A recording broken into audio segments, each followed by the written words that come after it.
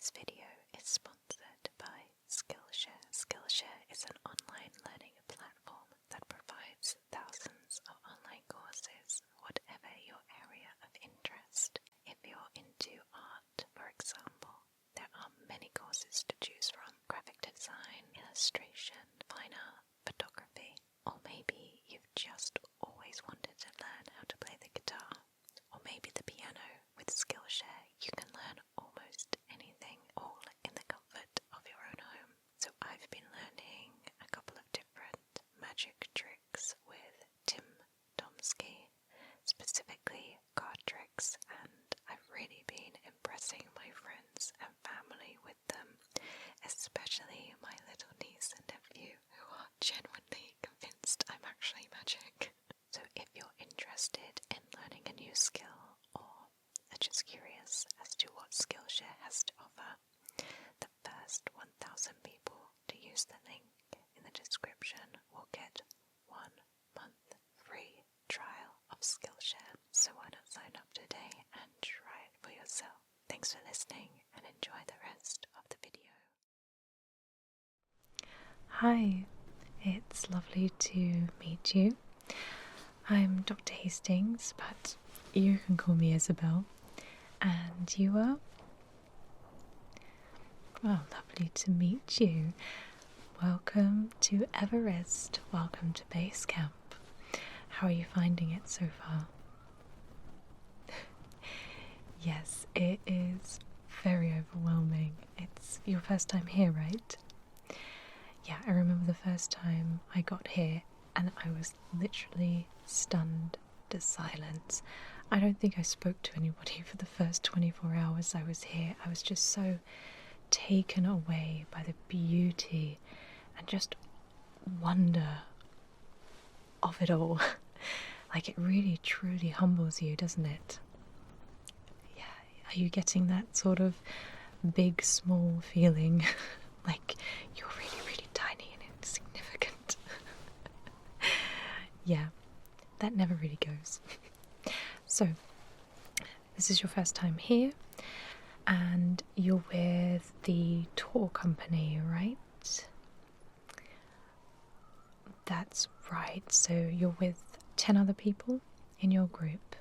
Okay, and did they explain to you roughly the procedure when you got hit? That's absolutely fine. So part of the requirements of your particular tour package for insurance policies and all of that boring stuff is that they want me to conduct a full medical on you to make sure that you don't pose a danger or a risk to yourself, medically at least, or pose a danger or risk to the group that you're going to be climbing with, okay? So I believe that your tour provider sent me over your medical history and some of the checks that were done before you ascended to base camp. How long ago do you think that they were done? And everything was good? Did you have any problems or complications on your way up here?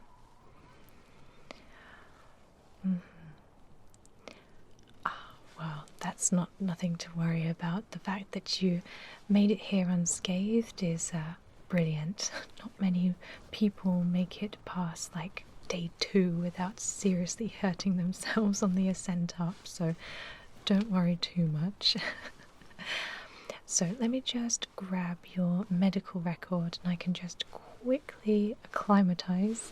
That's a word that you'll be hearing a lot here. I'll quickly acclimatise myself to you, what you're all about, and then we can start the medical exam. Alright?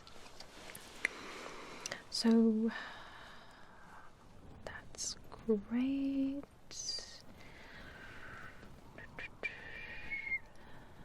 So you're here nice and early. That's great. So you're climbing for charity. Oh, that's awesome. What's the charity you're raising money for?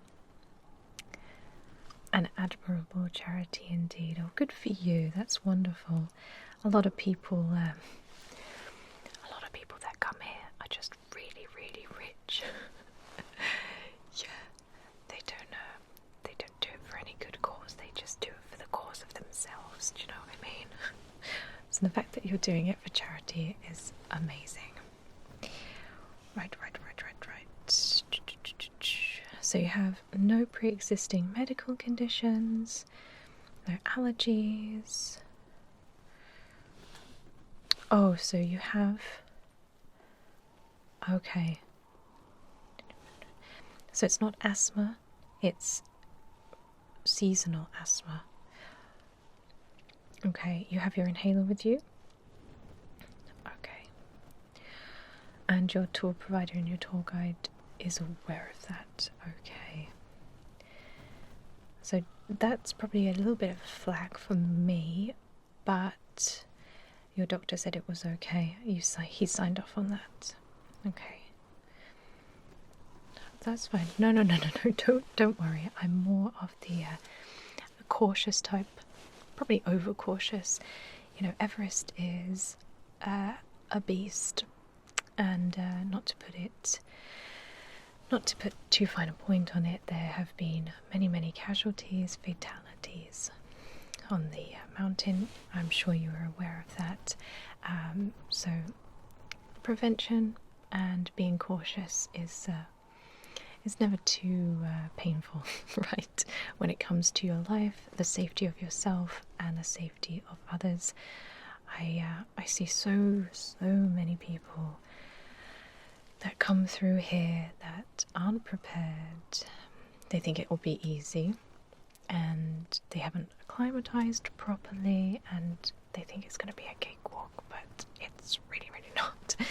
So the fact that you're aware of that and you're taking precautions is good. So all of your vaccinations are up to date. That's good. You've had blood tests before you came, and you've had x-rays and scans as well. Brilliant. Very good. Not a lot of people have those done. They're an advisory test, but it's always good to have them just to see that you're fit and healthy to actually tackle the beast that is Everest. Right, so you will be acclimatizing very nicely, nice and early, so we can go over acclimatization tips, hazards in the safety briefing a little bit later on. It comes after the medical exam. Right. So, no history of high blood pressure, coronary heart disease in the family, no epilepsy, migraines, lung disease, any neck surgery or radiotherapy, any diabetes, any surgery to your eyes, any history of impaired movement or surgery to bones or joints. Oh, that's fine. Yeah, so that was about 12 years ago. Okay, that's all right. Perfect. So, I'll be conducting just a regular physical, like the one that you would have every year with your doctor. And let me just assure you that if for any reason you run into any trouble here in base camp or up on the mountain, me, myself, and my team are here 24/7 to assist you in any way possible. We actually treat about 500 people from the 1st of April to the end of May. Anything from upset tummies, sprained ankles, to more serious altitude sicknesses and broken limbs, and obviously near fatal accidents or anything that you can think of. Our team are here to help you and to give you that peace of mind that whatever happens, we'll be here. Okay, so please just feel free to come see me or one of my team if you're not feeling yourself, or if you want to chat about something. We're here all the time, not just for physicals, for insurance policies. All right, perfect. So let's get started then. We are going to, let me have a look at my chart.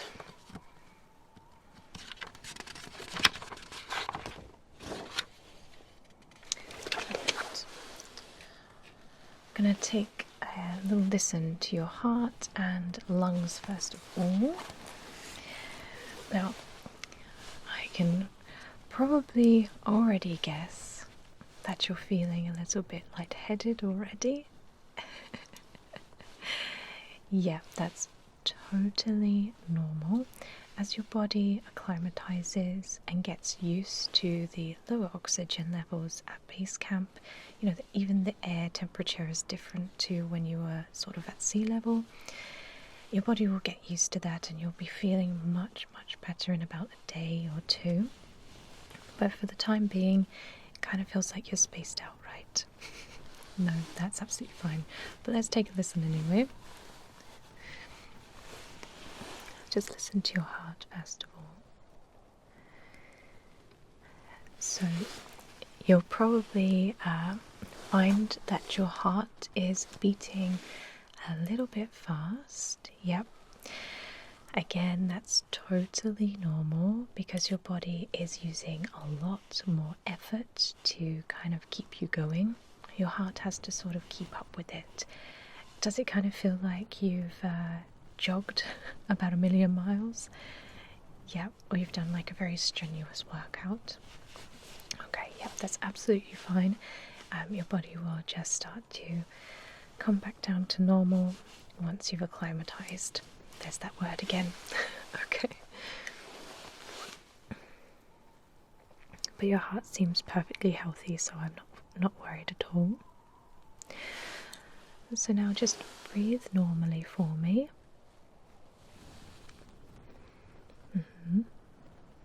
Now take a nice deep breath in, out, in, out. Alright, that's a little bit difficult.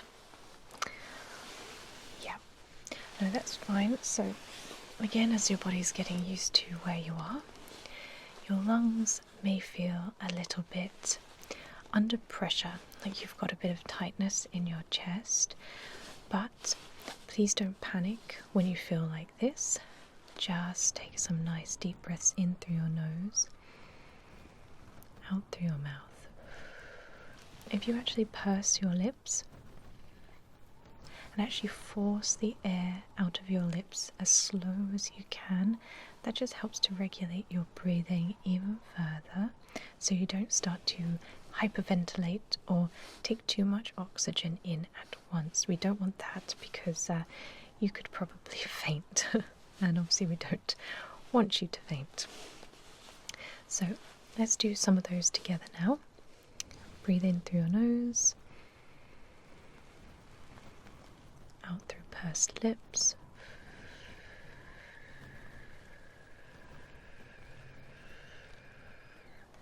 Alright, do you feel a little bit better? Yeah, it works every time. Good. Alright, so now I'm just going to take a little look in your eyes. Do you wear prescription glasses, contact lenses? Alright, that's fine. So if you just look straight at me. Any history of glaucoma at all? No? Okay. You haven't had any surgery to your eyes, no? We established that, didn't we? Okay, so your eyes seem fine.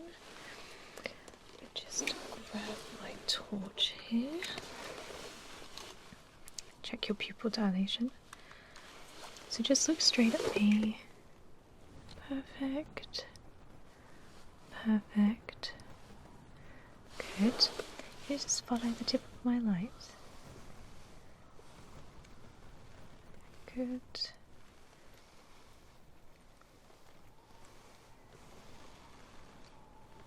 Alright, perfect. Can you tell me which of my fingers is wiggling? Yeah, just point to it with your finger, that's fine. Okay, and how many fingers am I holding up?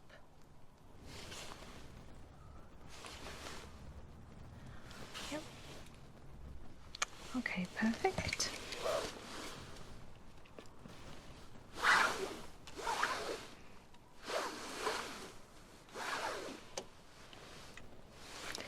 Now, have your ears popped? Yes, that's a very unpleasant feeling, isn't it? And does it sometimes feel like you have cotton wool in your ears? And have you had any tinnitus yet? Alright, again, body's just trying to acclimatise, but if this goes on for beyond sort of 24, 48 hours, just come and see me and we'll have a little look at you. Again, nothing to worry about. But I'm just going to have a little look inside your ears here. Sometimes with the pressure change, your eardrums can actually burst. You would know about it, so don't worry. But the change in pressure, especially with people with kind of sensitive and pre-perforated eardrums, this can actually be very uncomfortable and unpleasant. So I'm just going to have a little look just to make sure. But again, if you're not having any symptoms or pain, sure, everything's fine. So let's have a look in your ear.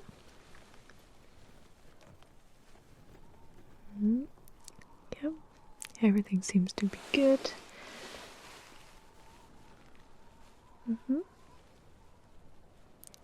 No, that's all perfect. I'm happy with that. So, can I just take a quick look at your hands actually? Have you had any swelling in your hands, fingertips, feet? Just cold, yes. No, that's fine.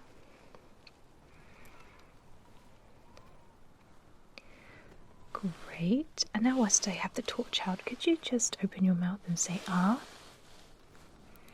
Perfect, perfect. Just stick your tongue out. And put your tongue to the roof of your mouth. Alright, great. Big smile for me. Good. Any pins and needles, numbness, tingling of the face? Just cold. Yeah, okay, that's fine.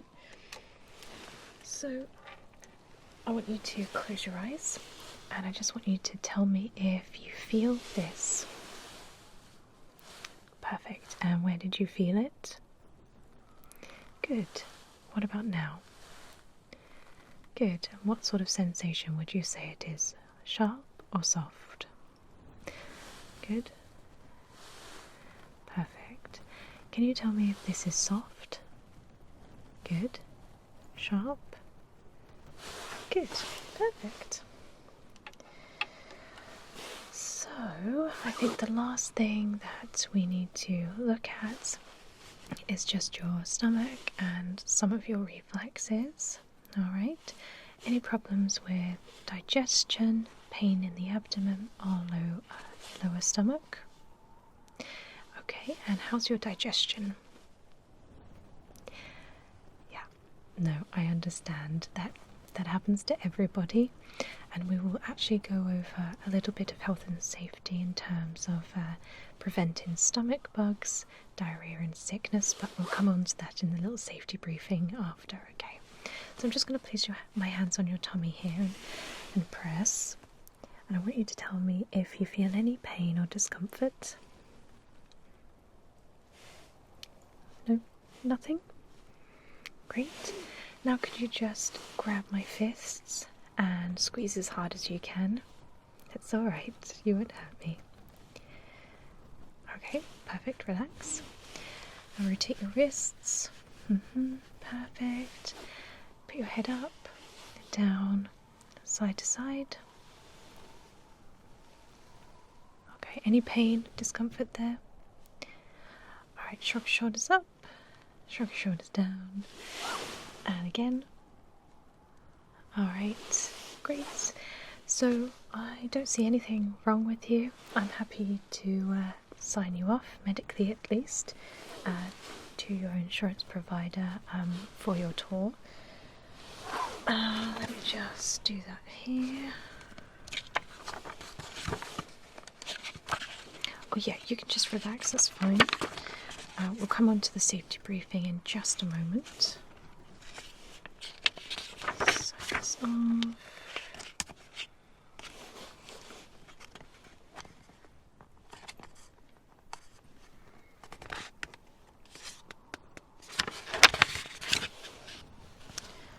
So,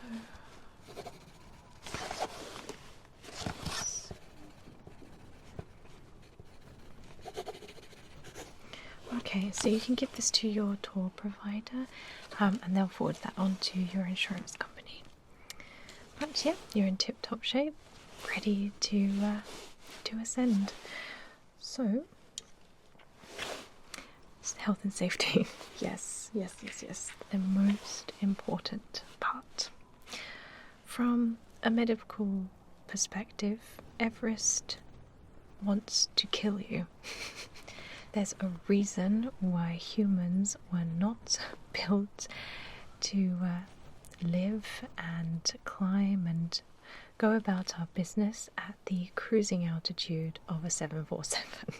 Alright, our bodies are literally dying at this altitude, but for the brief amount of time that you're here, it's perfectly fine and you won't have, fingers crossed, any adverse effects or reactions to being at this altitude. However, there are some markers, symptoms to look out for high altitude sickness. Now, I assume that you've done a little bit of research on this. That's right, any well-prepared climber would keep their knowledge up to date on all the risks that climbing Everest comes with. But for your benefit, I've prepared some nice, very simple handouts that you can keep with you at all times, so you can just remember and familiarize yourself with the symptoms. So there's 3 different types of altitude sickness. You have AMS, which is acute mountain sickness. The next is HAPE, which stands for high altitude pulmonary edema. HACE, which stands for high altitude cerebral edema. Alright, so the first one, you'll experience some nausea and vomiting, dizziness, blocked ears, headache, fatigue, lack of appetite, trouble sleeping, discomfort, and rapid heartbeat.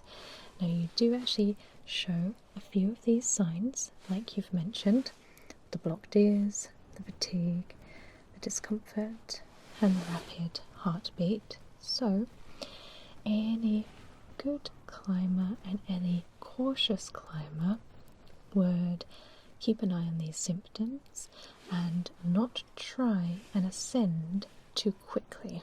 So you're fine here in base camp because you're here for about a week acclimatizing anyway, but you should take it easy, rest, drink plenty of water, and not do too much, okay? With anything, if you listen to your body, then you can save yourself a whole bunch of trouble later on, okay? Just listen to your body and do what it tells you, okay?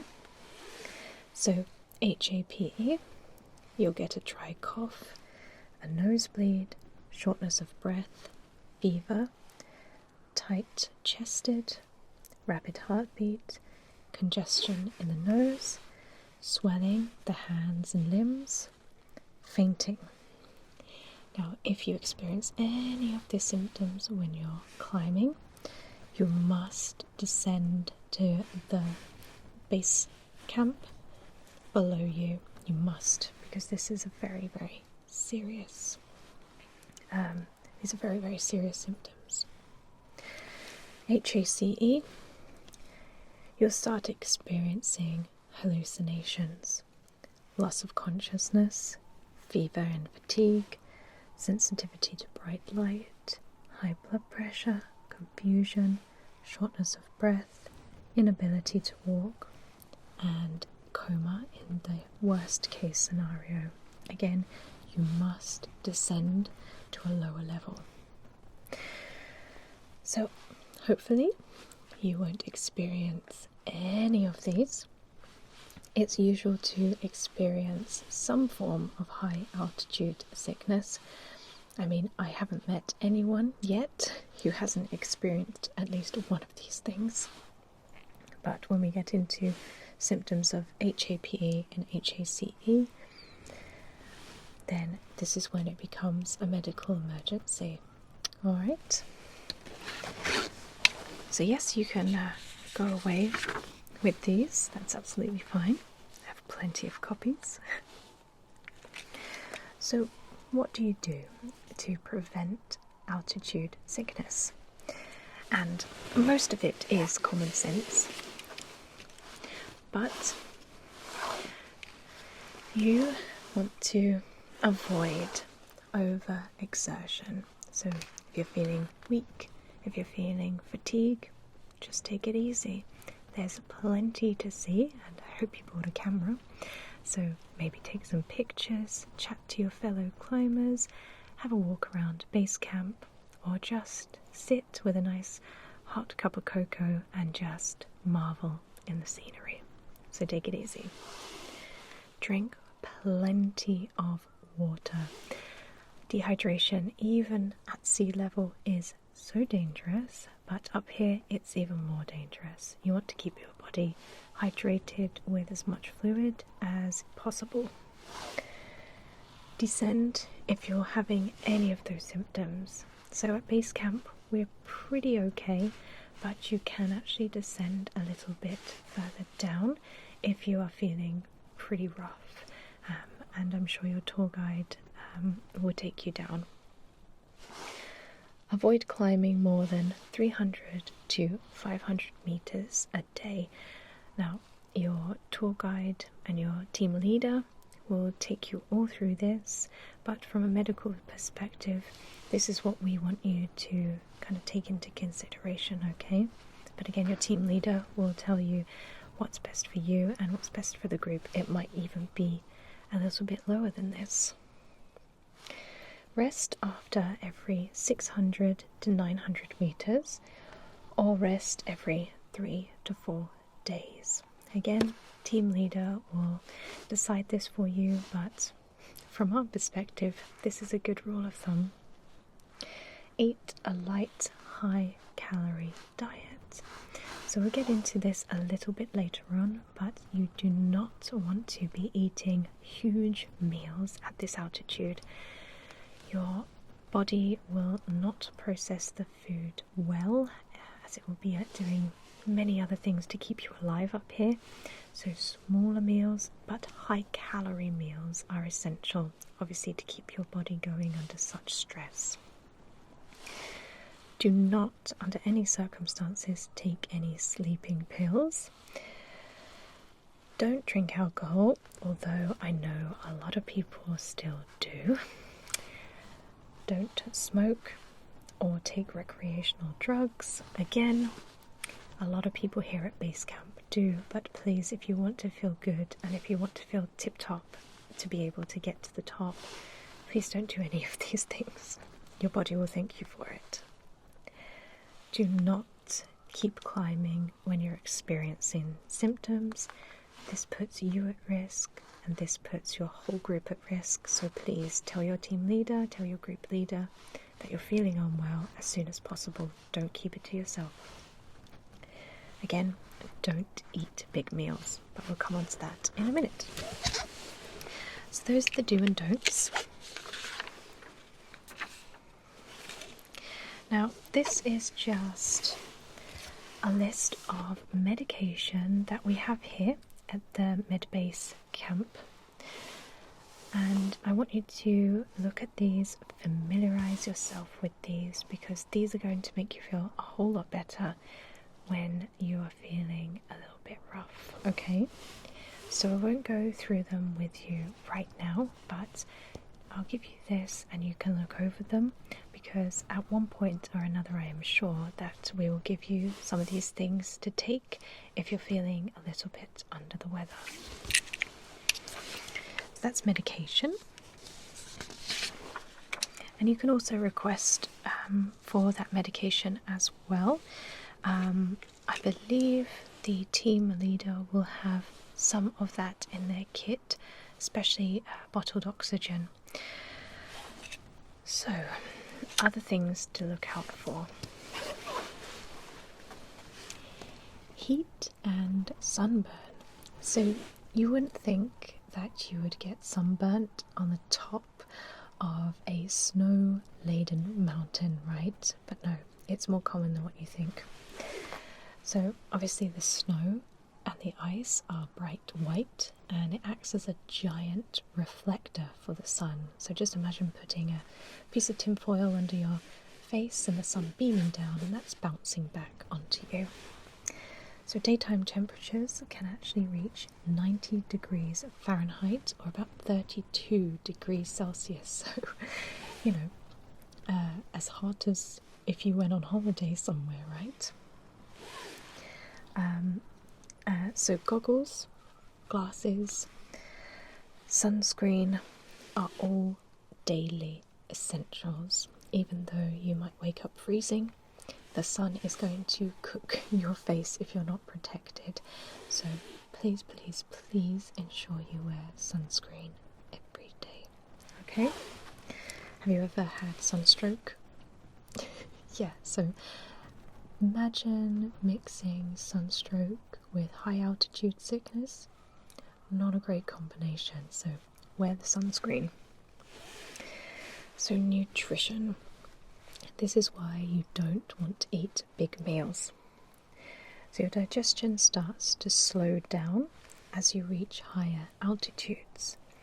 So the stomach and the intestines can't process the food as effectively as it would at sea level.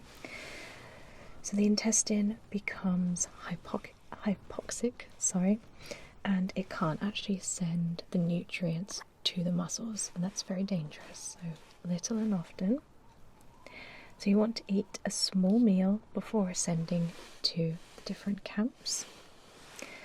Too much food all at once. So even if you eat like small meals, if you personally have eaten too much, it will actually send all of the blood to the stomach, which we don't want, because obviously it wants to digest the food as quickly as possible, but that can lead to complications because the body isn't reacting in the same way as it would at sea level. So when you get to the higher altitudes, your body starts to crave more sugar. It's the weirdest thing. All you want to do is eat chocolate and sweets. And actually you start to find digesting protein very difficult. So we have a list of foods here that we suggest you take in your pack. Again, your team leader will explain this to you as well. But stuff like plain noodles, canned vegetables, and canned meats, only a small portion of meats, like easily digestible meats, so chicken, turkey, just meat like that. I would avoid heavy red meat like steak, beef, or anything like that because it's harder for the body to digest. Rice and beans, soup, trail mix, chocolate, cookies, crackers, anything that is small but high calorie, high sugar, you definitely need. My favourite is, have you ever had Kendal mint cake? It's pretty much just a bar of sugar that tastes like mint. It's like comes in a white slab. Yeah, it's my favourite. It's so good. So naturally climbers use the snow and the ice for their drinking water, but please be careful. If you can imagine the thousands of people that climb Everest every single year, those people need to get rid of their waste, and obviously there's no sort of designated areas to do that on the mountain, so the snow and the ice can be contaminated, and obviously if you drink melted snow water that is contaminated with human waste, then you're going to get really ill. So just please be aware of that. I know sometimes it can't be helped, and there's things that you can take to help with the sickness and the diarrhea, but your team leader will know the best spots for safe drinking water, but we just need to make you aware of that. Okay. So that is the end of the safety briefing. I know, a lot to take in, but you've done a bit of research before you came, right? So those things are kind of familiar to you, right? Okay. So I guess the takeaway here is just be cautious, listen to your body, listen to your team leader. I know you've come a long, long way, but don't push it. I know a lot of people don't listen to their bodies because of the fact that they've spent all this money, all this time getting here, they want to get to the top, but what they don't realize is if they don't listen to their body, don't listen to the environment, don't listen to their team leader, then they won't ever get a chance to do it again, if you catch my drift, because they've put themselves in danger, and this could lead to a fatality. So please, please, please be sensible.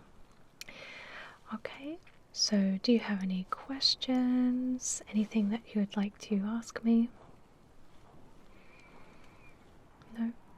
Alright, well, like I say, I am here, my team is here 24/7, so please, if you feel unwell, please, please do come and see us, okay? Well, it was lovely to meet you, and I hope you have a wonderful time. Good luck, and I'll see you around.